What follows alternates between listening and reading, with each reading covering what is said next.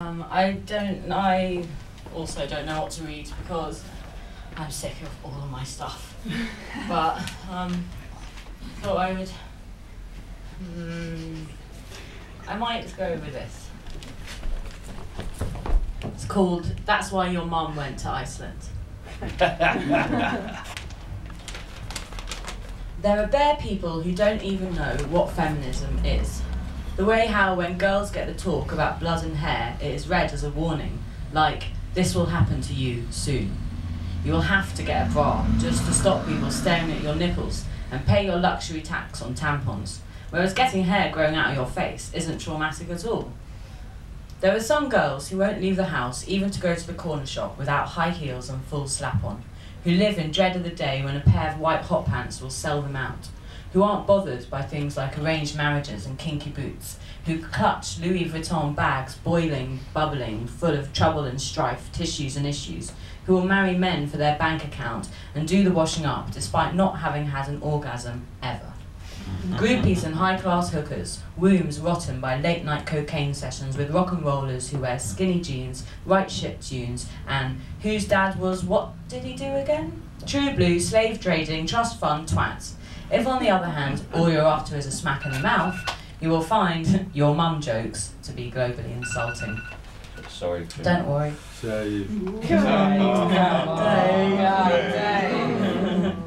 Not merely, as Wikipedia states, playing on vague notions of filial piety, because then there would be your dad jokes too, but revealing the way some boys think about sex.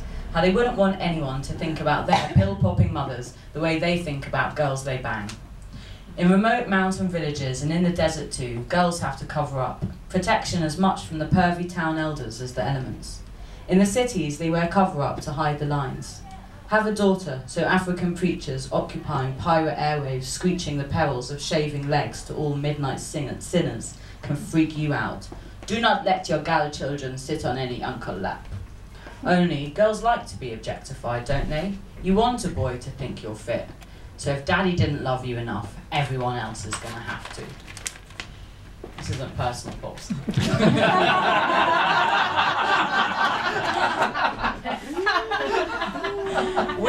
Women call themselves girls, and boys call themselves men.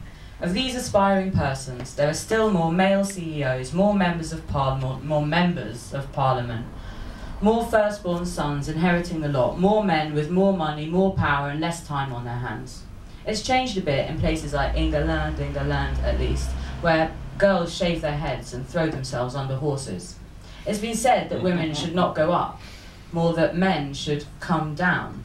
The whole femdom, les-bi, freak fuck debate is less pro-girl and more anti-macho. No one's looking for a quickie, and ladette culture is #unbearable. Recall that well-worn point that we all suffer from prejudice whether we practice it or not. It is not only those who publish manifestos dedicated to those who had to lie and those who told the truth but weren't believed anyway. Lester Lloyd is a rapist. He fucks girls while they're sleeping, has a good go at ruining people's lives, then disses them behind their back, calling bitches crazy. What is a rape fantasy anyway? Do girls dream of gangbangs, or do they prefer silent coercion? Go on, babes. You know you want it. There was once a queer boy from Houston who made glitter paintings and played with computers.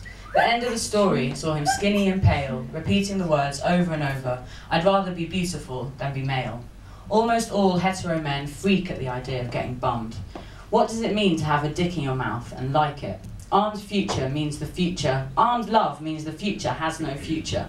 All fellas should have dildos of their dicks made and sit on them once a month to realise it's tough to take it. Is it different for girls? Women and their magic vaginas have learnt to find satisfaction in seeming disadvantage. Altogether, there's more precision to their territorial pissings. But for all the fucking bullshit, women have a nicer time of it in the end. There are bitches, ugly models, and vanilla types who make crotchless panties and call it fashion, but even so, bleeding every month is a great leveller, reminding you on the regs that stuff happens to you, not for you, that your body is not under your jurisdiction. In life, death, as in death, life, When women hang out together, behaviour doesn't change so drastically as when there are only boys on the firm. Banging strippers en masse seems crass, whereas flubily boobs and tattered stomachs out on parade without scorn or revolt seems alright to me. In the end, it's the same old choice. Fear or love, take your pick. Whether you want to climb back inside a punani or get down on your knees in front of one.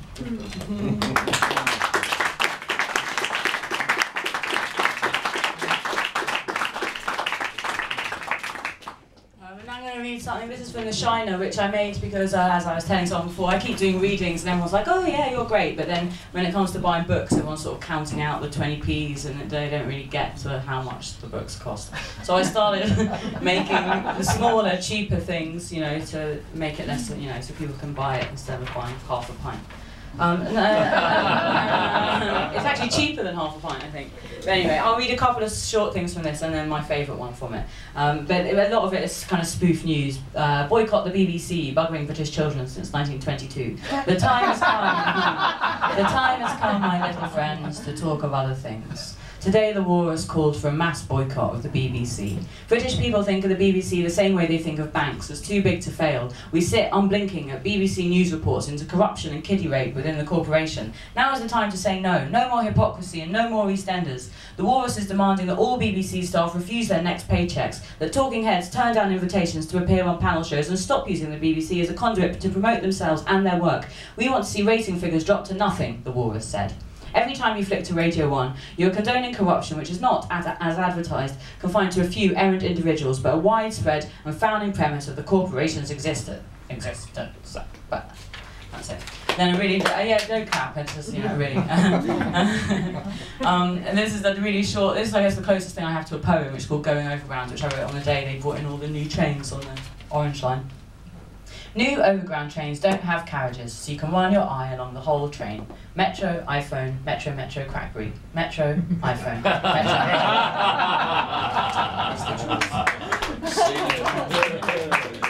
Okay, this one is called Line.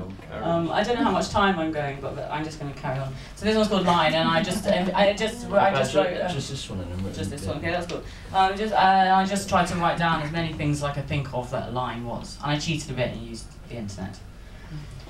Line, okay. A continuous line of ink. A basic mark delineating ownership.